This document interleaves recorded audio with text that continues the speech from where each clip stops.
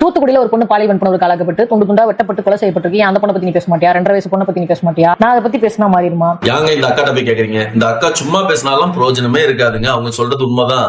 அவங்க காசு வாங்கிட்டு கத்தி கத்தி அரசியல் சம்பந்தமான விஷயங்கள் பேசினாதான் அவங்களுக்கும் பிரயோஜனம், பாக்குற உங்களுக்கும் பிரயோஜனம். இதுக்கு அரசாங்கம் காரணமான்னு கேட்டா கண்டிப்பா கிடையாது. கண்டிப்பாக்கா அரசாங்கமும் ஒரு காரணம் தான். நீங்க அரசாங்கம் காரணம் இல்ல அப்படின்னு சொல்லிக்கிட்டு அரச காப்பாத்து விதமா காசு வாங்கிட்டு நீங்க ஏதோ பேசுறீங்க, அது சரி கிடையாது.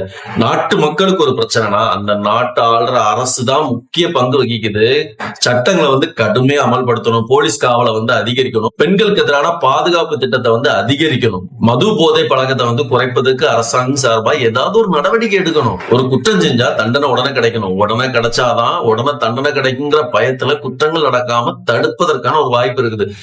அரசாங்கம் மட்டுமே காரணம் கிடையாதுங்க. பாலியல் குற்றம் அதிகரிக்கிறதுக்கு காரணம் சமூகமும் தான். பெண்களை எப்படி மதிக்கணும் அப்படின்னு சொல்லிட்டு ஒரு ஆணுக்கு சின்ன வயசுல இருந்தே கற்றுக் கொடுக்கணும். மது மற்றும் போதை பொருட்களை அதிகரிக்கிறத தடுப்பதற்கு சமூகமும் ஏதாவது நடவடிக்கை எடுக்கணும்ல. அதே மாதிரி சிறு வயதுல இருந்தே பாலியல் கல்வியை சரியான முறையில சொல்லி கொடுக்கணும். ஜோதி ஃபார் வீடியோ கால் எல்லாம் 3599 மெம்பர்ஷிப்ல என்ன யூஸ் அக்கா? உங்களுக்கு ஜாலியா யூஸ் ஆகும். முக்கியமான விஷயம், சமூக ஊடகங்கள்ல ஒரு சில பெண்கள் கூவி கூவி நாங்க மெம்பர்ஷிப் வச்சிருக்கோம், எங்கள்ட்ட ஜாயின் பண்ணுங்க, நாங்க அப்படி காணிப்போம் இப்படி காணிப்போம் அப்படின்னு சொல்லி ஆண்களை மயக்கும் விதமா நிறைய விளம்பரங்கள் இருக்கு. இந்த மாதிரியான விளம்பரங்கள் சமூக ஊடகங்கள்ல வரும்போது காவல்துறையும் சுற்றி இருக்கிற சமூகமும் என்ன செஞ்சிட்டு இருக்குன்னு தெரியல.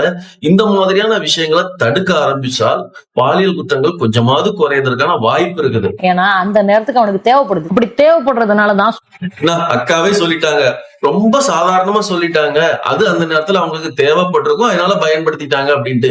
இந்த மாதிரியான வார்த்தைகளை தவிர்க்கணும். இப்படி சொல்றதுனாலதான் நிறைய பேர் செய்யற தவறு சரின்னு நினைச்சிட்டு இந்த விஷயத்த திரும்ப திரும்ப செய்யறாங்க அப்படிங்கறத என்னோட கருத்து. உங்களோட கருத்து என்ன அப்படிங்கறத கமெண்ட்ல சொல்லிட்டு போங்க.